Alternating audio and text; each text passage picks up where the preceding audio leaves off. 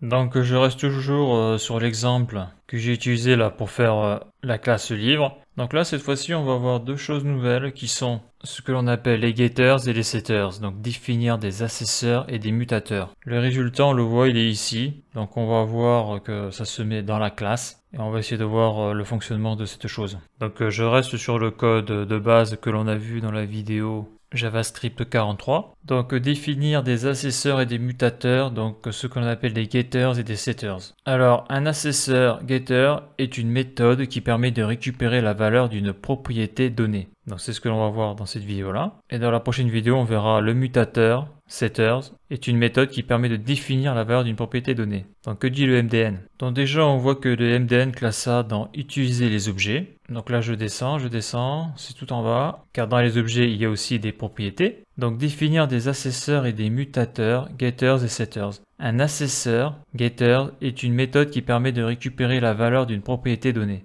Un mutateur, setter, est une méthode qui permet de définir la valeur d'une propriété donnée. Il est possible de définir des assesseurs et des mutateurs sur chaque objet, qu'ils soient natifs ou définis par l'utilisateur, qui supportent l'ajout de nouvelles propriétés. La syntaxe pour définir les assesseurs et mutateurs utilise les littéraux objets. Donc là, il montre un exemple qui s'utilise dans un objet. Donc là, on va le voir, nous, dans une classe. Voilà, donc là, on a l'exemple. Qu'est-ce qu'ils disent là? En général, les assesseurs et mutateurs peuvent être définis en utilisant les initialisateurs d'objets, ajoutés par la suite avec une méthode pour ajouter un mutateur ou un assesseur. Lorsqu'on définit des assesseurs et des mutateurs avec des littéraux objets, il suffit de préfixer un assesseur par get et un mutateur par set. Bien entendu, la méthode pour l'assesseur nécessite aucun paramètre et le mutateur attend exactement un paramètre, la nouvelle valeur à définir. Donc là, on a un exemple. Là, on a d'autres informations. Ok, donc là, on va voir ça dans le code. Quoique non, avant, on va voir l'opérateur get pour le getter qui est l'accesseur. Donc, l'opérateur get, la syntaxe get permet de lier une propriété d'un objet à une fonction qui sera appelée lorsqu'on accédera à la propriété. Donc, que dit le MDN?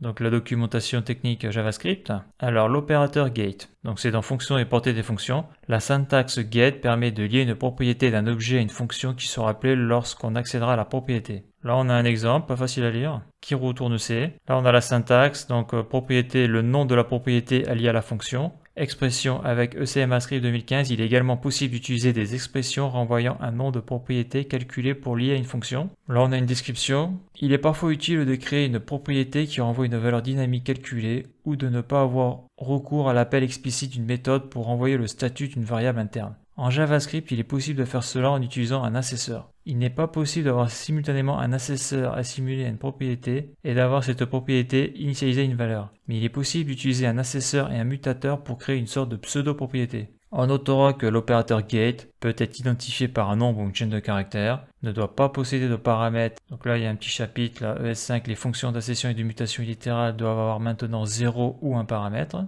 Ne doit pas apparaître dans un littéral objet avec un autre get ou une autre propriété avec le même identifiant. Les codes suivants sont interdits. Un assesseur peut être supprimé grâce à l'opérateur delete. Là, on a un exemple. Définir un assesseur avec l'opérateur get. Ce code va créer une pseudo-propriété, dernier de l'objet O qui va retourner la dernière entrée du tableau O.journal. Ok, donc là, supprimer un assesseur avec l'opérateur delete. Donc là, on voit comment il faut faire. Définir un assesseur sur les objets existants grâce à define property. D'accord. Utiliser un nom de propriété calculé. Ok, donc là, on a un nouveau terme là. Assesseur mémoisé. Les assesseurs permettent de définir des propriétés sur un objet, mais ils ne calculent pas la valeur de la propriété tant qu'il n'y a pas d'accès envers celle-ci. Un assesseur délègue le coût de calcul jusqu'au moment où la valeur est vraiment nécessaire. Si cette dernière n'est jamais utilisée, cela ne coûte alors rien. Une technique supplémentaire pour optimiser ou retarder le calcul d'une valeur d'une propriété est de mettre en cache pour les accès ultérieurs, consiste à utiliser des assesseurs intelligents mémoisés. La valeur est calculée lors du premier appel de l'assesseur puis est mise en cache afin que les appels ultérieurs renvoient la valeur en cache sans la recalculer. Cette méthode peut s'avérer utile dans plusieurs situations. Si le calcul de la valeur est coûteux, il consomme beaucoup de RAM ou de temps CPU, il crée de nouveaux threads,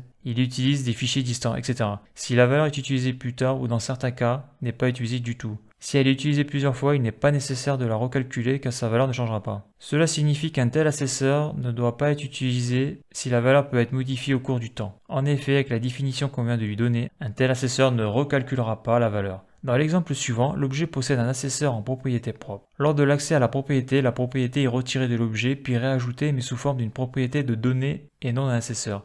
enfin la valeur est renvoyée. Donc là on a l'exemple là. Cet exemple est utilisé dans le code de Firefox, notamment dans le code du module OK. Donc après le get on le verra plus tard. Donc voilà ce que l'on peut dire sur l'opérateur get. Donc maintenant on va voir comment ça se passe dans le code. Donc pour que ça soit lisible, je vais le mettre ici. Donc là je suis toujours dans la classe livre. Là je vais mettre donc création d'un getters, donc c'est l'accesseur, et donc là on va le déclarer, donc déclaration d'un getters. Donc getters, gate c'est attraper quoi en anglais. Donc gate, ça commence par le mot-clé quoi, l'opérateur gate. D'ailleurs c'est écrit ici l'opérateur gate. Voilà. Après donc il faut que je mette le nom que je vais utiliser. Donc je vais appeler ça titre auteur. Alors pourquoi j'appelle ça? Parce que je vais mettre, bon on va le voir là. Là je mets les parenthèses, les crochets pour les instructions. Donc là, c'est le nom de la fonction, titre auteur. Alors pourquoi j'ai appelé comme ça? Parce que là, elle va retourner return, donc elle va retourner une valeur. Return, ça va être le titre, donc this.titre. Donc là, je reprends ce qu'il y a là sous le constructeur de la classe. This.titre plus, là, je vais mettre et2, this.auteur.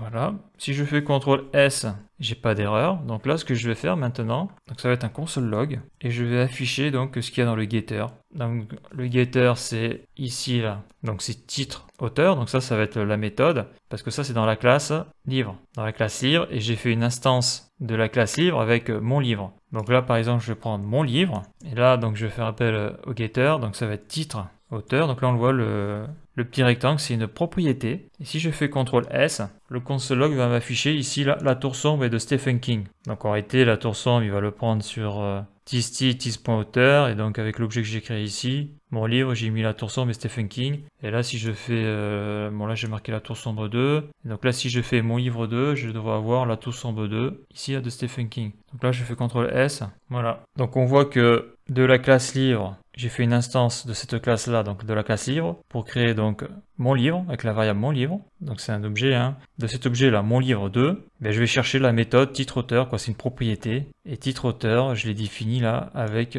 l'opérateur get, donc c'est un getter, donc c'est l'accesseur, donc on peut faire ça avec get. Voilà, donc après en utilisation sur un vrai programme, à quoi ça sert, donc ça je le verrai plus tard probablement, et c'est une autre manière d'afficher donc de la donnée. Donc dans la vidéo suivante, on va voir le setter.